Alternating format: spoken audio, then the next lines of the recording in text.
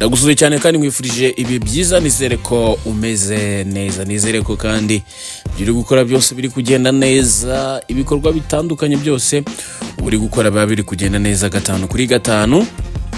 Nitwa Zanda, niyo mazina yanjye, tugiye kubana mu kiganiro cy'imyidagaduro aho kinyuraho no buri munsi cyangwa se mu gihe amakuru hari kabisa no kuri The Town Show tuze tubaganirira amakuru y'imyidagaduro agiye atandukanye, hanyuma kandi tukareba n'ibiki birimo biravuga kugira ngo tubikugezeho, hanyuma tunakubwire ngo bimeze bite. Hanyuma ibayita The Town Show, nizere ko wakanda subscribe ariko nawe utarakanda subscribe, reka uyu munsi unyarukire munsi gato kandi subscribe kugira ngo tubane umunsi ku munsi.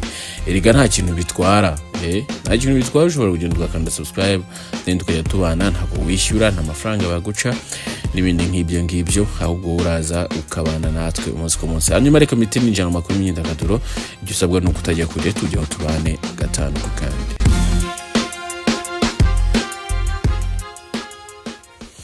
Amakuru y'imyidagaduro kanyahere hano mu Rwanda mitini njira gutyo kabisa, nkubwire ko ubushinjacyaha bwajuririye DJ Toxic. Uyu nguyu rero murabizi ko ubushinjacyaha bwamaze kujuririra icyemezo cy'urukiko rw'ibanze rwa Nyarugenge rwategetse ko Shema Arnaud Deboucher wamamaye nka DJ Toxic. Murabizi neza rero ko ku itariki enye Gicurasi 2026 ari bwo urukiko rw'ibanze rwa Nyarugenge muri rusange rwari rwategetse ko DJ Toxic arekurwa nyuma yo kumuhamya ibyaha yarakurikiranyweho.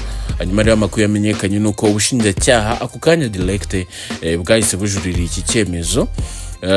Icyo nabibutsa nuko urukiko rw'ibanze rwa Nyarugenge rwari rwahanishije DJ Toxic gutanga ihazabu ya $50,000 by'amafaranga y'u Rwanda ndetse no gukora imirimo y'inyungu rusange mu gihe cy'amezi 3, ariko igihano cyo gukora iyo mirimo kigasubikwa mu gihe cy'amezi 6. Ibi rero byatumye ahita arekurwa icyemezo kikimara gusomwa. Ikindi kandi nakwibutsa no ku rukiko rwategetse ko urumogi rwafatiriwe rungana n'amagarama 2 rutwikwa n'inzego zibishinzwe, bikaba rwanavuze ko DJ Toxic asonerwa kwishyura ingwate y'amagarama angana n'10,000 kubera ko yakurikiranywe afunzwe, atakurikiranywe ari hanze. Hanyuma ibindi wamenye nuko DJ Toxic yafunguwe amaze iminsi 135 afunzwe, bingana n'amezi 4 n'iminsi 14 kuko yataye muri yombi bitariki 20 ukwezi kwa 12 2025, kandi urumva yafunguwe ku itariki enye Gicurasi 2026. Mwiburanisha rero ryo kuri Mutarama cyangwa se mu kwa mbere hari tariki 14, uyu nguyu yari yemerera urukiko ko yakoze ibyaha byo guhunga amaze gukora cyangwa guteza impanuka ndetse n'ubwicanyi budaturutse ku bushake, gusahakana ibyaha bijyanye n'ibiyobyabwenge n'icyo kwanga gupimishwa igipimo cya alcohol mu mubiri. Ubushinjacyaha bukuru bujurira mu gihe kitarenga iminsi 30 umuntu afunguwe. Iki gihe kibarwa uhereye ku munsi urubanza rwasomeweho mu ruhame. Iri tegeko rigengwa n'ingingo y'181 y'itegeko ryerekeye imiburanishirize y'imanza z'inshinjabyaha mu Rwanda. Ubwo byumvikana yuko rero hari hatarashira iminsi 30 afunguwe, ari nayo mpamvu ubushinjacyaha bwahise bujurira iki cyemezo. Nubwo bajuriye ariko ni nyuma yuko n'ubundi ifungurwa rya DJ Toxic ritari ryavuzweho rumwe n'abantu bagiye batandukanye, bari bagiye bavuga bati byagenze bite kugira umuntu afungurwe, ese nta maguyi zajemo.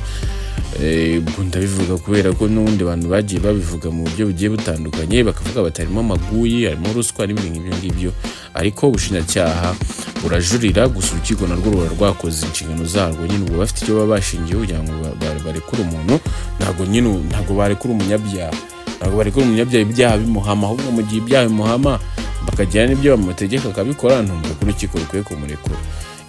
Ariko abantu bari bagiye babivugaho mu buryo bugiye butandukanye. Hanyuma kandi ntanatinze reka nerekeze kuri ya mpano. Uyu nguyu rero akaba yasaba imbabazi abafungiye gukwirakwiza amashusho yatera akabariro abinyujije mu ibara bifunguye yasangije abamukurikira ku mbuga nkoranyambaga. Yamana yasaba imbabazi abafungiye gukwirakwiza amashusho ye ari gutera akabariro. Ni baruwa y'Amana ahamya ko yaturutse gukemezo yafashe mu rwego rwo gushaka uko yabaho ubuzima burimo amahoro nta nkomanga afite ku mutima.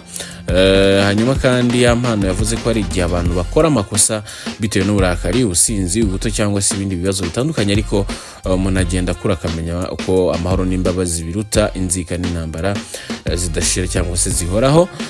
Mu mabaruwa ye aho yagize ati uyu munsi nifuza kubwira abantu bose ko nahisemo inzira y'amahoro, nifuza gusaba imbabazi umuntu wese wabafungiye ikibazo gifitanye isano n'ibyabaye hagati yanjye n'ibintu byinshi byagiye bivugwa kuri njye.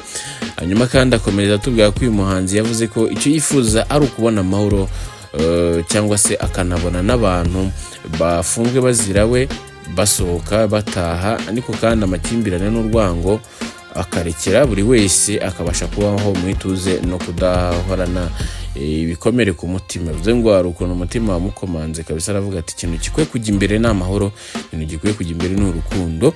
Ibaruwa rero isohotse nyuma y'urubanza mu bujurire abarimo Zabakiriho Cyprien uzwi nka Jihad, Ishimwe François Xavier, Kwizera Nesta uzwi nka Papi Nesta na Kalisa John uzwi nka Kejon baherutse kuburana nyuma yo gufatirwa imyaka 3 yo gukatirwa imyaka 3 kwifungwa n'ifungurwa. Bari baburanye bakaza gukatirwa imyaka 3 kubera gukwirakwiza amashusho y'amana atera kabero n'umugore we. Niba ari uriko kandi isohotse mu gihe ategerejwe isomwa ry'uru rubanza ribaza niba bazafungurwa cyangwa se bazarekurwa. Uyu mwanzuro rero ku iburanishwa ryabo cyangwa se ku bujurire bwabo, umwanzuro uzasomwa ku itariki 19 ku kwezi kwa gatanu cyangwa se kwa Gicurasi muri 2026 uyu mwaka turimo. Ubwo kazabasomerwa niba ubujurire bwabo bwaremewe bazarekurwa, niba butaremewe kandi bazagenda bakora uburoko imageragere n'undi aho basanzwe bari, cyane ko igihe bamaze nyega yuko nta umenyera ikibi, nta bavuga ngo umuntu yamenyereye ikintu kibi, ariko nanone hari ukuntu bintu bigeraho nyine ukavuga ati suni why not nta kuyakira, nkakira ibiri kumbaho cyangwa se nkakira kubaho hano ndi. Nabyo bibaho kandi aba ari ibintu bya fresh cyane kwiyakira ukaba mu buzima bwaho nyine wakiriye. Hanyuma reka nerekeze ku yindi nkuru, mubwire ko ku bakunzi ba basket, ku bantu bakunda imyidagaduro muri rusange inyuze mu mikino, bategereje BAL izaba muri uku kwezi kwa gatanu. Hanyuma kandi muri iyo BAL abanze ibyamamare muri Afrika barimo Bien-Aimé Baraza ndetse na Abigail Chams bagiye gutaramira i Kigali mu mikino ya Basketball African League cyangwa se BAL cyangwa se BAL bitewe niko ubivuga. Izabera mu Rwanda mu mpera z'uku kwezi kwa Gicurasi cyangwa se ku kwezi kwa gatanu muri rusange. Kwamamaza rero ibikorwa by'imikino bikomeje gufata indi ntera. Ubuyobozi bwa BAL bwatangaje ko aba bahanzi bazasusurutsa bazitabiriye imikino mu karuhuko k'igihe hagati y'umukino n'ikindi cyangwa se bizwi nka half time muri iyi mikino ya basket. Bien-Aimé Baraza teganyijwe gutaramira abakunzi ba basket ku itariki 22 Gicurasi 2026 mu gihe Abigail Chams we azasusurutsa bazitabira umukino uzaba kwa 30 Gicurasi 2026.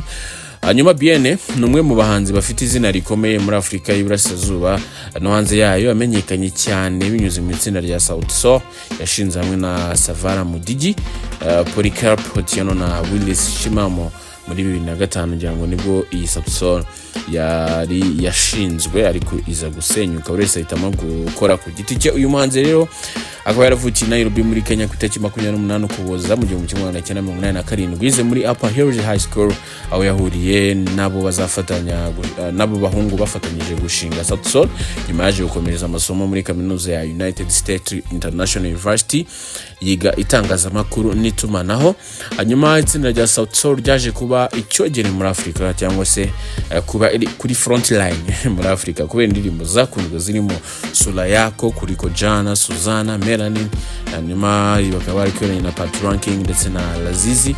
Itsinda rero ryegukanye ibihembo bikomeye birimo MTV Africa Music Awards ndetse natanira BET Awards, ibintu byatumye riba mu matsinda akomeye ku mugabane wa Afrika. Muri 2021 abagize itsinda Sauti Sol batangaje ko bagiye gufata akaruhuko mu bikorwa by'itsinda kugira ngo buri wese akore umuziki ku giti cye. Bien-Aimé yahise atangira urugendo rwe nk'umuhanzi wigenga, so indirimbo zirimo Inauma, Too Easy na Birdman Anthem n'izindi zigiye zitandukanye. Yagiye agaragara mu makorabo menshi cyane ko yanakoranye korabo n'uwitwa Bruce Melody, yanakoranye korabo n'abarimo Alikiba muri Tanzania bafite indirimbo nshyashya bise Final, indirimbo nziza cyane kabisa. Uyu muhanzi rero akunze gushimwa kubera uburyo aririmba, kwandika indirimbo zirimo ubutumwa bwimbitse ndetse n'imitekerereze ye ku bibazo bireba societe. Azwi kandi kubera uburyo yihariye amarangamutima y'abantu, nyina kurura abantu nyine kubera irwigeto.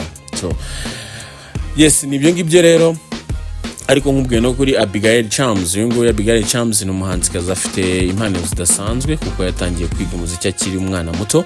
Yatangiye gucuranga piano afite imyaka 5, nyuma yiga violin afite imyaka 8, akurikiraho gitari n'ingoma afite imyaka 9, nyuma aza no kwiga flute n'ibicurangisho bigiye bitandukanye. Umuhanzikazi rero yavuze ko kuba yarize ibijyanye n'umuziki akiri muto byamufashije kumenya guhuza ibintu byinshi cyarimwe, ibintu avuga ko byamubereye ingenzi mu rugendo rw'ubuhanzi bwe. Abigail Chams amaze kumenyekana mu rwego mpuzamahanga ndetse akaba anashimwa kubera ubutumwa atanga mu bihangano bye. Indirimbo ze zitandukanye zagiye zikundwa cyane, dore ko afite indirimbo nshya yise Yours Loss, iri mu zikomeje kuvugisha benshi kubera uburyo ivuga kwigira icyizere no kwiyubaha. Hanyuma uyu kandi umwibuke mu ndirimbo yakoranye na Harmonize wo mu gihugu cya Tanzania yise Me Too. Ni nuko nsoje amakuru yanjye y'imyidagaduro, nkomeze gushimira kuba wakurikiye The Tony Show. Amakuru yacu nakagaruka, tuzasubira amakuru y'ubutaha.